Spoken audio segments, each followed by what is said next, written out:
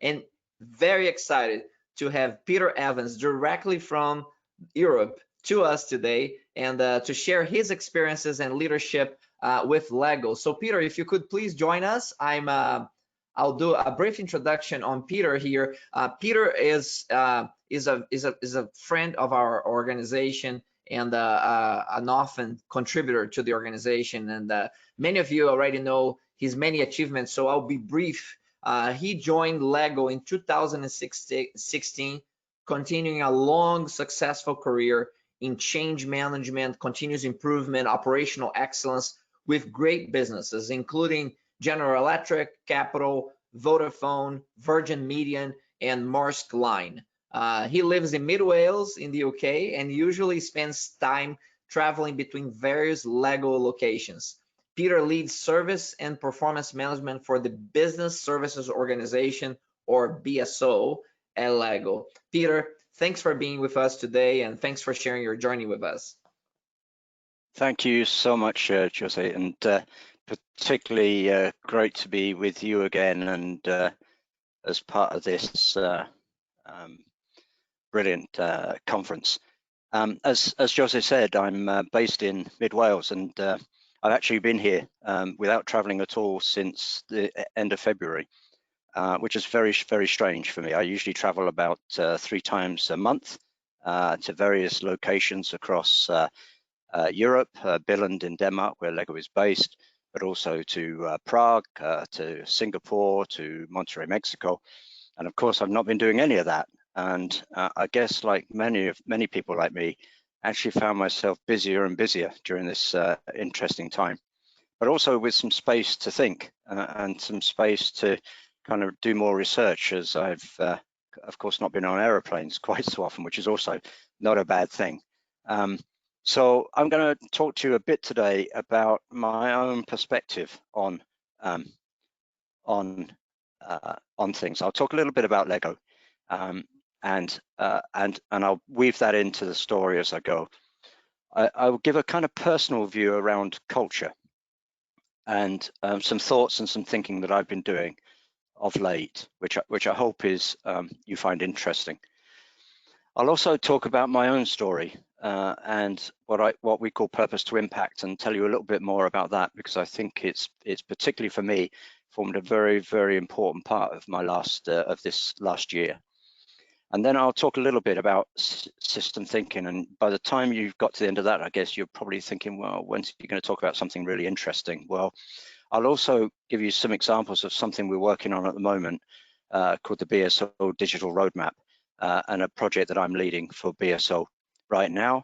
And then in the end, talk a little bit about principles and those things. And I hope you find it interesting. And as always, it's an absolute joy to be here. And I love being part of the BTOES events and the chance to talk to a wider audience, which is always good. So let me get going a bit. So Lego, our mission is to inspire and develop the builders of tomorrow. And one of the things about working for Lego, I guess many of you know, we're a privately owned business. The family started the business in 1932. They still are very much there, leading us and leading the way, particularly from a cultural and from a values perspective. And one of the very big reasons why I joined Lego, the Lego Group, is because of the values and because of the way we think and talk to people. So my wife calls this a gift at the end of my career. Well, it's one of those gifts that's pretty hard work, right? But actually, it's also been an enormous amount of fun, and the chance to kind of play alongside all of the other things that we do in Lego. Couple of fun facts I like to start with, and I apologize if you've seen these before, but basically, if you took 6 2x4 bricks of the same color, then you'd find there are about 915 million ways to combine those 6 bricks. I often kind of joke that there's about as many opportunities as there are to screw up in AP sometimes. But so an enormous number, and it's that variability and that ability for so many combinations, which makes Lego as an educational toy as well as a fun toy, such a great place to be from an innovation point of view, because there are just so many options. I also like to tell people that we're the largest tire manufacturer in the world, with over 700 million tires every year. You know, put in perspective, I have to be careful here, because of course, if you were talking to Goodyear, they would tell you that the enormous processes they go through to make a tire then are much more simple, but 700 million is still a very, very, very big number. The key thing in Lego, and the driving force behind, I think, our culture, the way we think, the way we behave, is what's called the Lego brand framework. And this has existed for quite some time, actually. It's been slightly updated of late, but still, this represents such a massive part of us, and why people stay join Lego, why they stay in Lego, and why they thrive and enjoy the opportunities for being here. You can see on this chart, obviously, the ideas, the values around imagination and creativity, fun, learning, caring, and quality. And unlike many other companies that I've worked for in the past, those values aren't posters on the wall. They're things we truly believe in. We have a saying, which is Lego over ego. And we mean that. We work together to get things done. We don't always agree, of course, that would be completely unnatural, but we figure it out and we move forward. And we have some very clear promises that underpin that, around the joy of building, the pride of creation, of mutual value creation with our partners. So in my BSO world, in our shared service world, that means we try very, very hard to pay our vendors on time. We try very hard to make sure that we give our customers, whether they're internal or external, the same high value experience. And so we want to make sure that we look after our people in a very strong way. And that spirit of only the best is good enough is a massive part of how we gel, because we have an eye for what good looks like. We have an eye for the best, and we try and make that work every time. And I hope for those of you who are our customers, you recognize that as well. It's a very strong part of who we are. So this brand framework kind of underpins everything, and it's the starting point for everything we do, and it's our reference point all the time. So I'm going to share with you a kind of slightly personal view of culture. I was watching a TV program the other night, actually, a BBC TV program about gardens in Japan. And in that program, they were talking about something called Ma, the negative space, the space between. And there's a kind of concept of beauty that says that the space in between, say if you have a flower arrangement or a tree or anything else, the space in between actually helps define the whole and is as important as the whole. And if you take that a little bit further, there's actually, it says it's a poem. Of course, you can have an argument about whether you think this is a poem, but if you kind of see what this says, and it says 30 spokes meet in the hub, though the space between them is the essence of the wheel. Pots are formed from clay, though the space inside them is the essence of the pot. Walls with windows and doors form the house, though the space within them is the essence of the house. And if you start to think about that, and you start to think about culture in that way, you start to kind of get why culture is a very hard thing to get your arm around, and it's a very hard thing to change, because it exists in some very strange places. So if you think about what does that mean in corporate cultural terms, then if we believe that culture is what people do when no one is looking, i.e. the way we behave, the way we do things around here, then the concept of Ma makes even more sense, because by understanding the space between, we start to truly believe the culture of a business, but we start to truly understand the culture of the business, which probably would have been a better way of saying this. And it's that is why I think when I look at Lego as an example, and why I compare that to some other businesses that I've been part of over the years, why Lego performs so incredibly well and why it works, because in that space, in the bits that are not written down, and as I say, they're not posters on the wall, but in the bits that are not written down, people know how to behave and what being part of Lego means. And it's a very, very important part of our everyday life. I kind of have a health warning here, so just to be kind of careful here, I don't consider myself an expert on this. I have been around for a long time now, and I've been working in change environment, for instance, formerly in finance, but in the change environment for over 30 years now. But I don't regard myself as an expert, and I don't know that you can be an expert, but purely my view, and it makes sense to me in why the Lego Group achieves so much so well.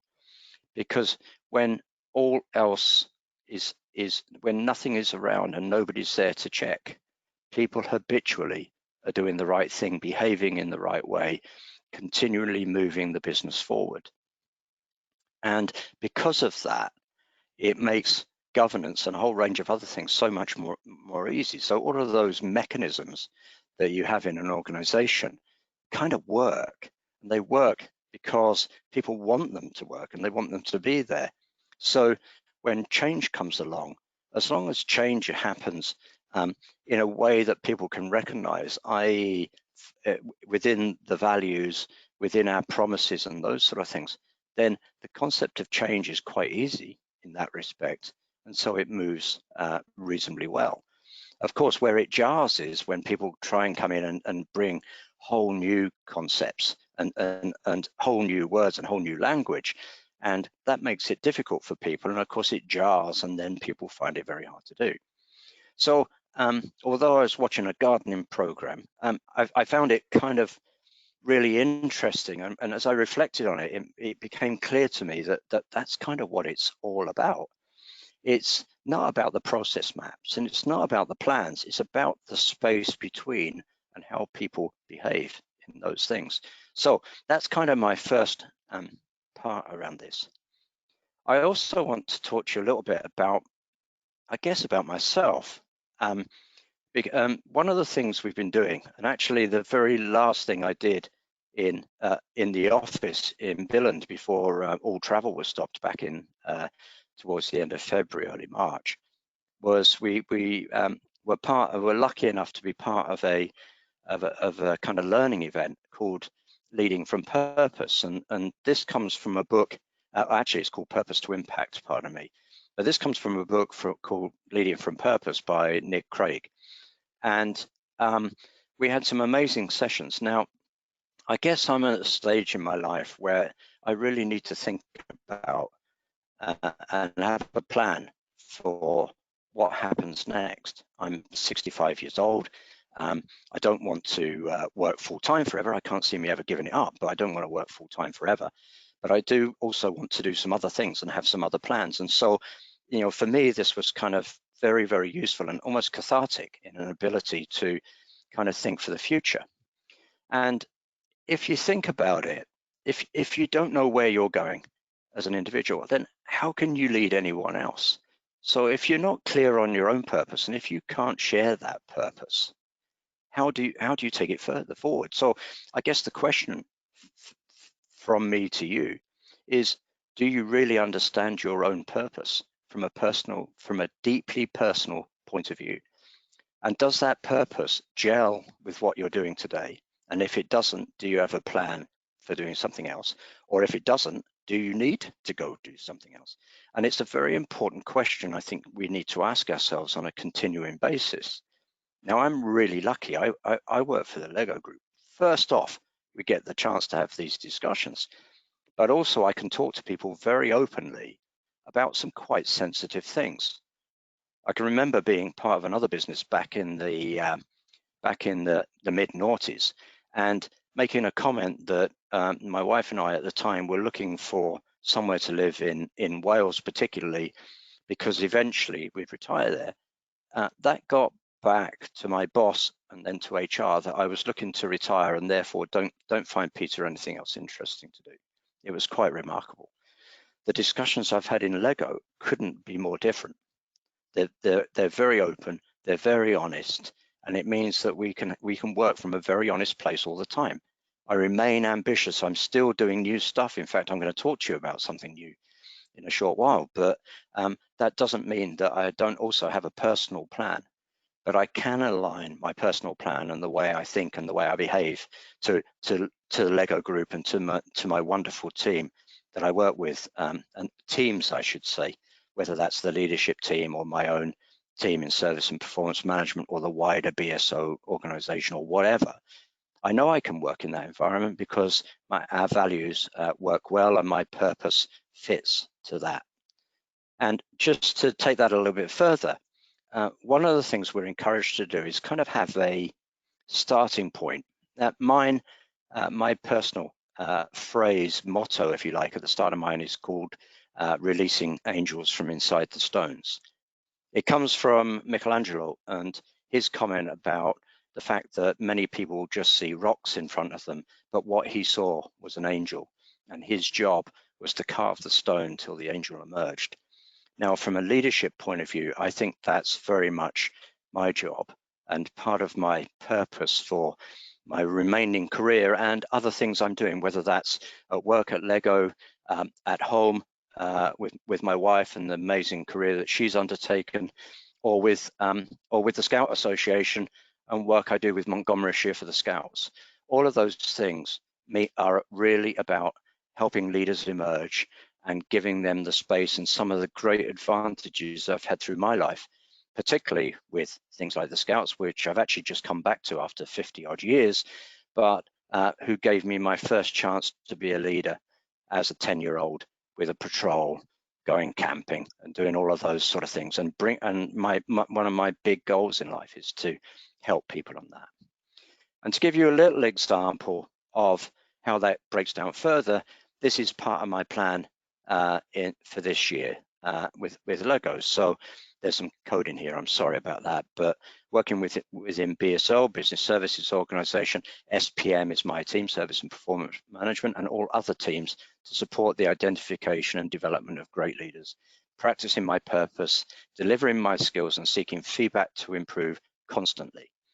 Now, this is one element of my plan for this year, and I've found this journey, the ability to describe this, absolutely cathartic in terms of my own understanding of myself, my ability to convey that to others, because I openly share my purpose with my colleagues and with my friends and with my wife and a whole range of other people, and it helps me, I think, do a much better job in terms of what I try to do all the time, which is to work inside cultures, great cultures, and help them transform and become even more excellent than they already are.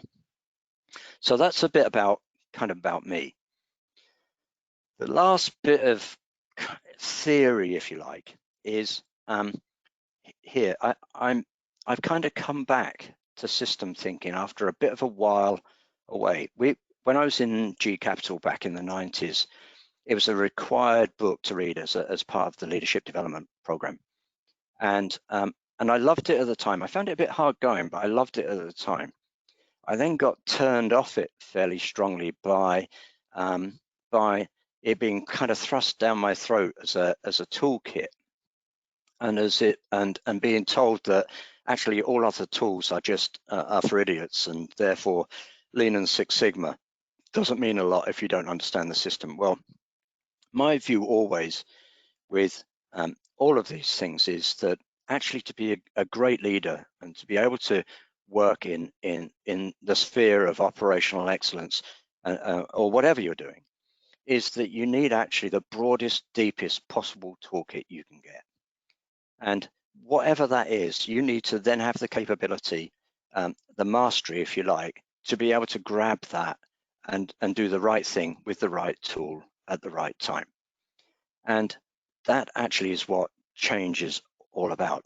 It's not about have you got a great process. It's not about whether it's ADKAR or Kotter or any of those things. It's actually about, do you really understand what change is really about? And do you have a kind of mastery of a vast array of tools so that you know where to go when you get there? Now, clearly, mastery comes with time. You can't just switch it on. And I remember back in my GE days, interviewing people who wanted to be master black belts, who's one had only just come out of university, and two had never done a project, and three had only just finished their training. And these were wonderful people who deserved a chance at a few things, but asking them to lead change was quite a big ask, right? And they used to get slightly upset with me when I asked them what they'd done, and they say, well, I've got this MBA and I was in all these societies and all this sort of stuff. And I say, well, what have you actually changed? And the answer was often not very much. Now, I'm not saying that the fact that we're young is a problem here, but I do think we need to be careful when we look at who we have in our teams and whether we really have people who have the understanding, the deep understanding of people that helps them to make change. I'll come back to that in a moment. So the fifth discipline talked about various elements: personal mastery, mental models, building a shared vision, which of course many of you will recognize from a lot of different change management approaches, not least of all Kotter, team learning, and finally systems thinking, which brings all those things together, and is a massively important part of the way we think about businesses. And if you put that, let me try and put it a little more simply with this kind of slightly nasty Venn diagram. So if you think about it, there's the body corporate, there's the systems, the processes, the machinery, and all of those things on one side of the piece.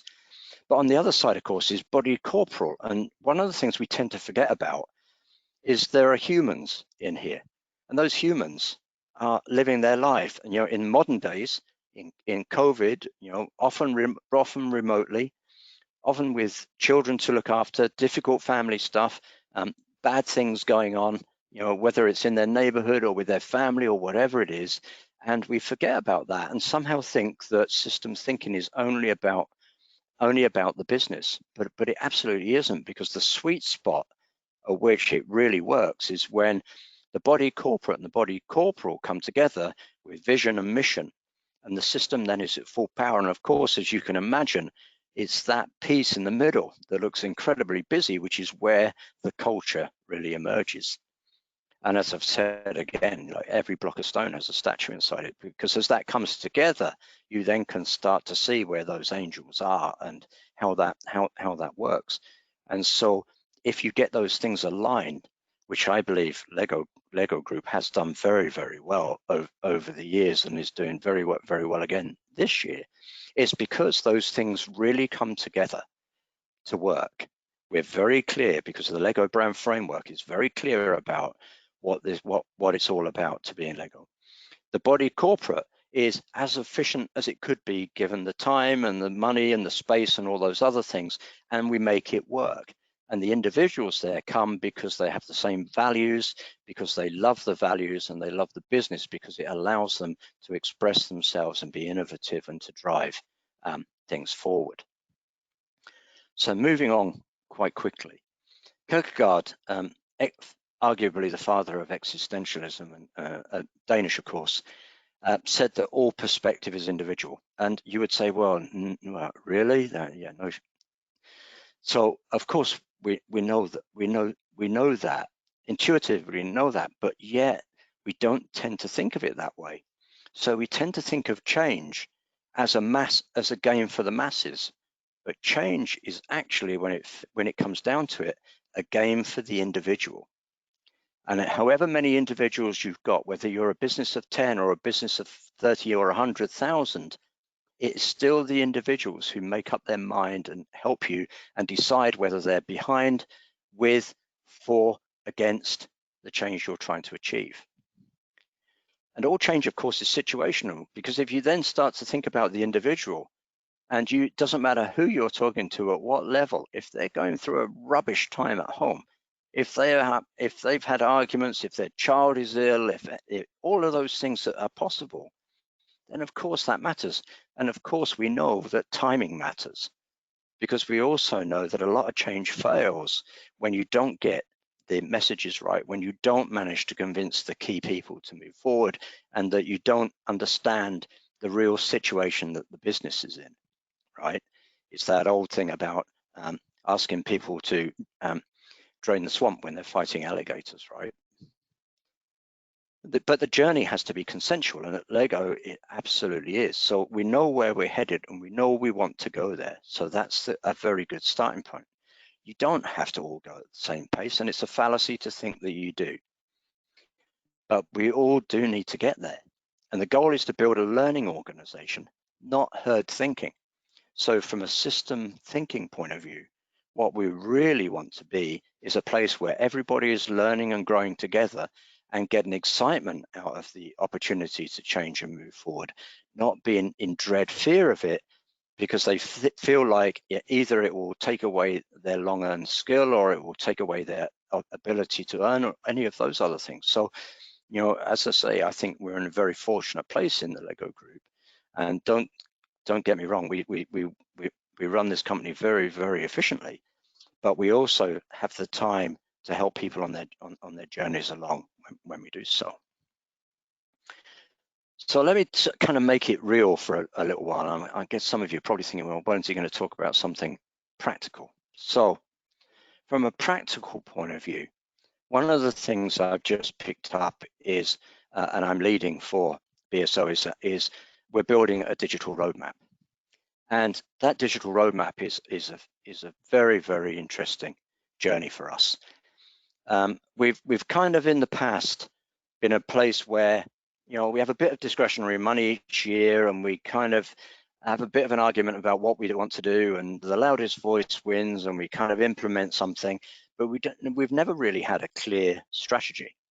And if you layer that on top of kind of Lego Group have been, you know, probably people will hate me for saying this, but I've been on a learning journey about how to get to a future place in digitalization, then the timing is perfect for us. We've been going through some work with our technology organization across the business to work out what our overall roadmap is going to be for the next 3 to 5 years. And within BSO, of course, if we want to leverage that, and if we want to bring some of the amazing things that we think we're capable of around speed and insight and accuracy and a whole bunch of those sort of things, we need to move to. And of course, you know, you can have all these arguments about, well, you know, do we use the current ERP that brilliantly well? Are we doing enough RPA? Shouldn't we be out buying AI right, left, and center? And I think one of the nice things that's changed over the last couple of years, I don't think I've been to a conference recently where people have boasted about how many robots they've got, because I don't think that's really ever been what it's been all about. So we're trying to build a digital roadmap, and that brings together a whole bunch of forces, of course. One is the workforce, one is around the organization, and of course the third one is about the technology. But this project as such is not really about the technology. It's about the workplace of the future and how we will work as a group to deliver excellent services for the Lego Group. And how are we going to make that work? And how can we expand that? And how can we take it to a better place? So first off, of course, is how do we operate and behave as a digital native workforce? What does that look like and feel like for us for the future? Because I can tell you today, we really are not. We still have a lot of manual stuff going on, although we have one iteration of SAP, which helps us massively. We have a lot of manual stuff still happening. How to organize in order to embed digital into the organization, and therefore what is the change journey and the culture changes that we're gonna need to kind of make. And I'm not sure we change the culture, but we certainly change the way work happens. And then what type of technology, lastly, what type of technology and innovations are needed to support the digital journey. So it's a very broad span of a project. which we're working on. As you can see, this slide is shared with the kind permission of Deloitte, because we're working in partnership with them. I'm leading it from a Lego BSO point of view. We have an amazing group of people from Deloitte who are helping us on this journey to bring their global business services expertise, but also to open up the art of the possible. And to take us further for that, then although there's lots of names around the outside of this, and please don't get hooked up on any of those. Some of these we're using today, some not, and this is not actually our intention to kind of talk and promote or even move into some of these things. But what is the experience that we want to have? So we will define that experience. What will that mean around personalization, accessibility, and collaboration? What sort of speed are we talking about here in terms of agility, integration, and automation? And what sort of analytics, the insights that we'll be able to deliver around analytics, proactive decision making, and innovation? And believe me, for us, this is a big step. It's quite a short project, but it's a big step, and will define our future for quite a long time to come. And just to kind of close this piece of it, we're placing a major emphasis in the workplace transformation elements of this. And so my major job in this is actually all around the change management, change facilitation of this journey, both to create a roadmap to start with, because we have streams, process streams, service streams, who have very clear idea of what they would like to do for the future. But for the first time, we're kind of smashing them together and forcing a joint discussion about the order of things and the priority of things and what we will do first. And for some people, they will have to be patient on that journey, and for others, they will move quite quickly.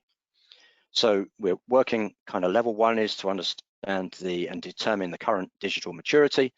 Level 2 gives us the chance to look at the art of the possible in the future with digital labs, workforce transformation labs, and those things. And 3, of course, gets us to our digital transformation roadmap and allows us to take the next steps forward and to work out how we're going to deliver that, what exactly we're going to deliver within it, because it will come in grand themes. It won't say, go buy this software, go buy that software, and then we'll move it forward from there with a governance that supports that, and we deliver again. So very exciting times.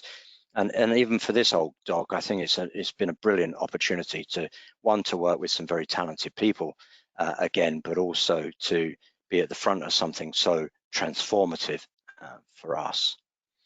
So just as a final thought, and I think almost bringing it back to the situation we're currently in, and to let you know, in terms of my team, we've done a whole range of things. We have a Teams site called Working From Home But Not Alone, where we share what we're doing. We have fun. We've done quizzes. We've shared pictures. We've done all sorts of stuff on there. But what's for me is important is that I strongly believe that the best way to survive any crisis or situation is to stay true to your established principles, framework, and activities, and never to compromise on those.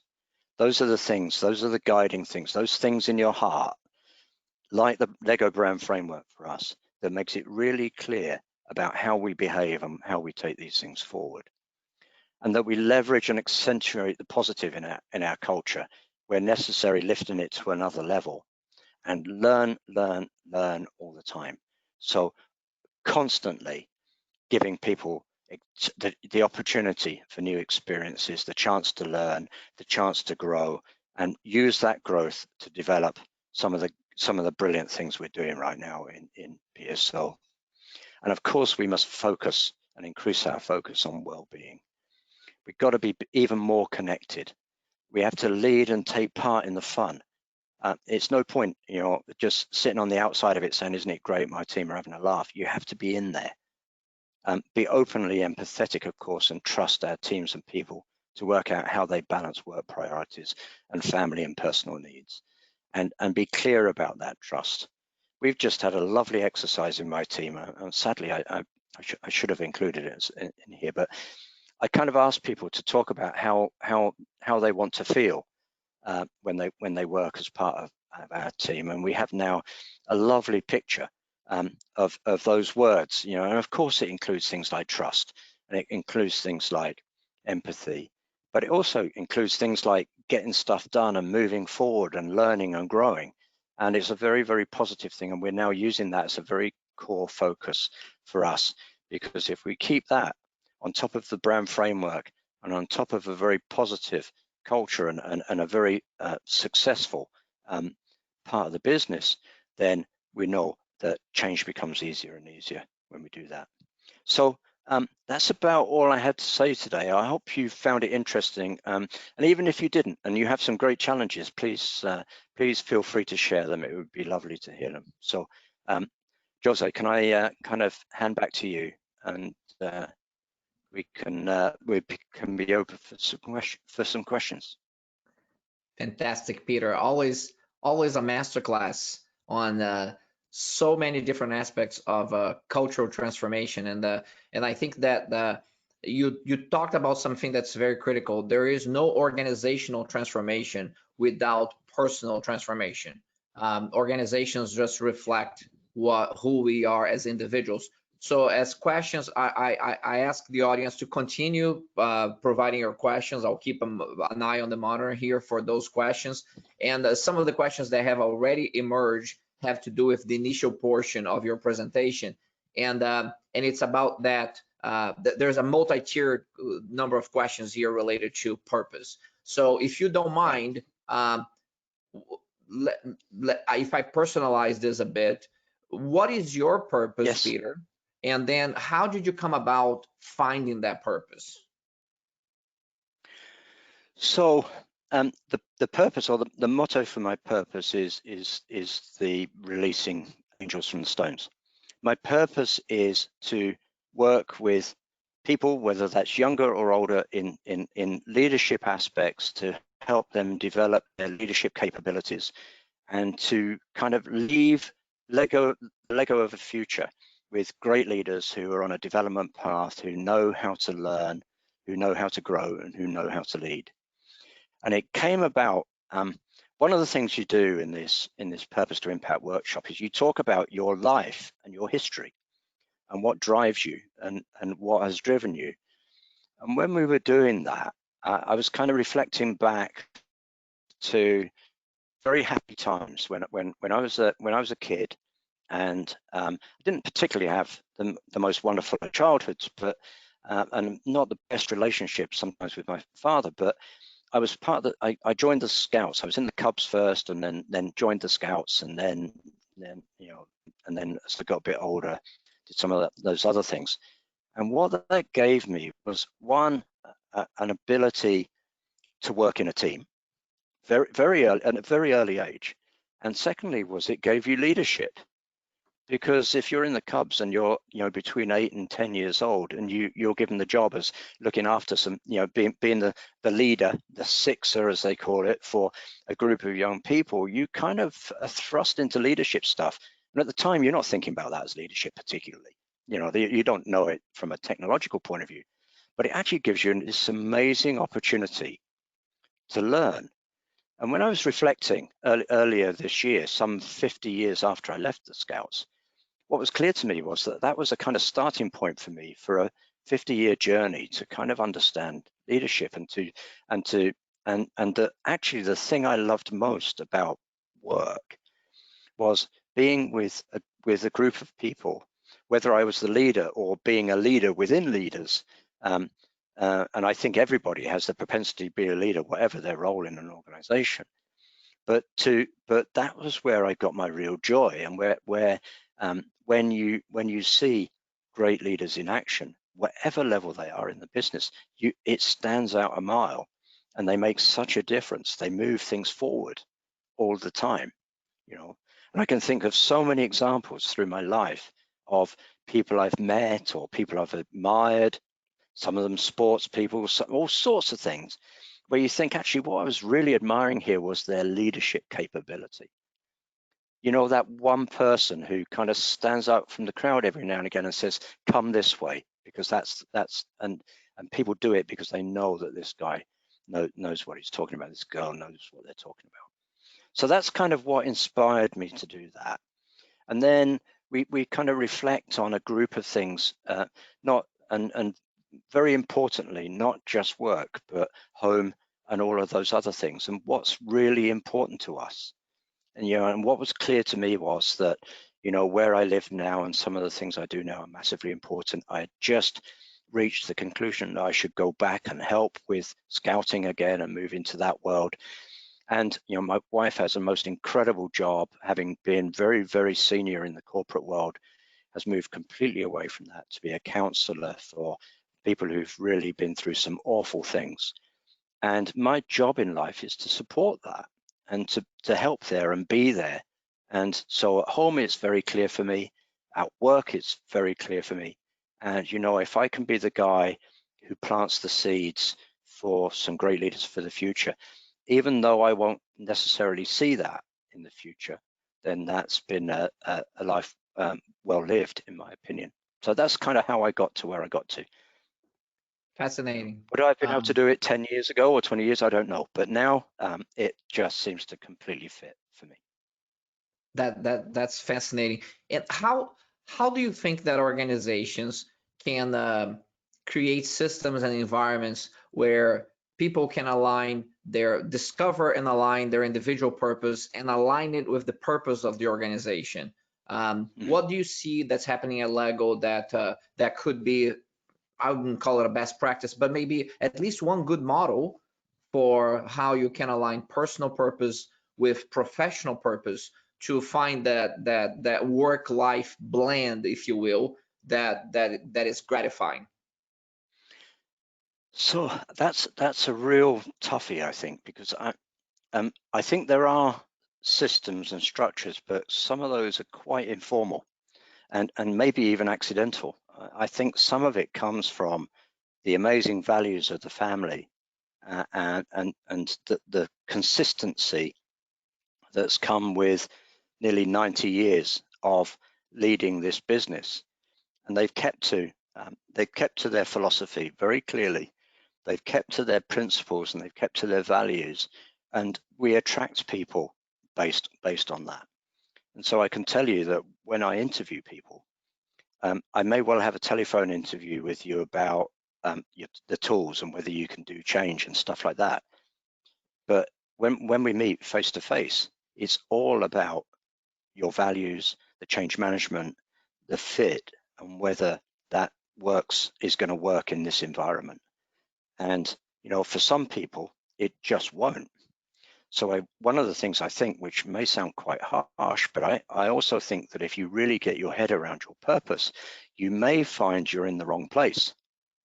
And I also think that's okay, actually. And I think mature businesses can cope with that. For other businesses, they will find that hard, and they'll find it hard to have the honest discussions. But in my business, I know, because I've had a very open discussion with my boss about the future, very open. And we are completely aligned and completely okay with where we're headed. And so I know I can trust Lego, I can trust my boss, and I can trust the people around me. And that's a massive thing. And I don't think there are systems and structures for that as such. But we do call it out when it's wrong. And we are very open about those things when it isn't right and when we do need to do something about it. And so I think that's part of it. So the systems and structures become almost informal because the values of the business are so strong that it's clear what behavior looks like. And I know that's not the same for other, and I've been in some amazing businesses. People say to me, well, GE Capital, that must have been really hard, right? I loved it. I absolutely loved it because and it was in the Welsh era, right? So leadership was clear. You knew where you were going. You knew what you had to do. You knew what behaviors and what you had to follow. And if you were willing to do that, you would have an amazing career and amazing opportunities. And so it's different. It's different. It will be different strokes. But we have very clear stuff about succession planning and all of those other things that everybody will have. But the question is, do you take that seriously and do you really follow up on it? And is it underpinned by the values and the behaviors that are necessary to deliver on that. And if it is, then you're in a pretty safe place. Very good. Peter, we're really out of time here, but I want to fit in another 30-second question and answer if you could. Okay. Hervé da Sure. Costa, who is based in this southern portion of France, he coaches startups, smaller businesses, makes a commentary here that your presentation is fascinating and rich. And he would, if you could share with him, if you're coaching a startup, if you're coaching a smaller business, where would be one or two key elements of a culture like the one that you described here for us that you would try to instill right away on a young company, on a new company that's looking for direction? I think, and actually, I kind of studied one or two of late. I can't remember the name of it for a minute, but I was also listening to something on Simon Sinek's stuff the other week, and I think it's being very, very clear about what you believe in and how you're going to behave in terms of what you're trying to do. So not just about the product, not just about the delivery mechanisms and all the systems and stuff, but actually how you're going to treat people and the behaviors that you expect and that you will model for your organization. So not some lovely buzzwords, not some lovely things to stick on a poster, but things that you are willing to model and make a stand on. And one of the things that Lego achieved and the Christensen family achieved very early on was to make a stand on quality and to never move off the mark that they'd set themselves.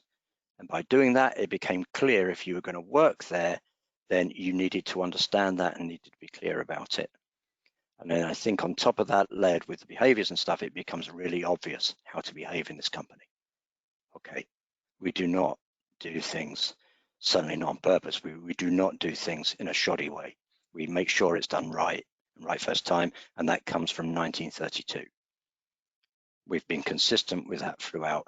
So you have to make some very clear statements about your values, about what's important to you and what you won't compromise on, and then model that. Peter Evans, it's always a pleasure. I can spend the rest of the day just chatting between San Antonio, Texas, and Wales, because it's always so enjoyable to have such rich insights coming from you. We so much appreciate you taking the time to. I know how busy you are, and we very much value your insights and your time sharing with a global audience today. We have over 2,500 registered participants in this conference, and so many are going to be positively influenced by your insights. So thank you so much for all of that. Thank you so much. Thank you very much indeed. And thanks for listening, everybody. Bye-bye now. Thank you, Peter. Ladies and gentlemen, this concludes Culture Transformation Live. I hope that you can take some of the insights from Peter and many of the other brilliant speakers and industry experts who share their journey of cultural, business, and digital transformation with you. Reminders that the conversations continue. You can look under my profile on LinkedIn. There's a posting about the conference and several comments and questions that you can still go on if you didn't get your question answered here. Also, you will receive an email next week with the session recordings for all the sessions, so you have access to those session recordings. And we look forward to seeing all of you next week at BTOES Process Mining Live. It's a bit of a deeper dive on technology, on process mining technologies, and how they are supporting great advances in value creation for so many organizations right now. We already have over 2,000 registered participants for that conference. I think our limit is at 3,000. So please, if you haven't registered, make sure you register, that you guarantee your place, and that I hope to see you back next week and join us in this conversation. I'm honored and privileged to be the host of the sessions and accelerating innovation, leadership development, value creation across the globe. So thank you again, everybody. Have a great rest of your week, and we'll see you next week on Process Mining Live. Bye-bye for now.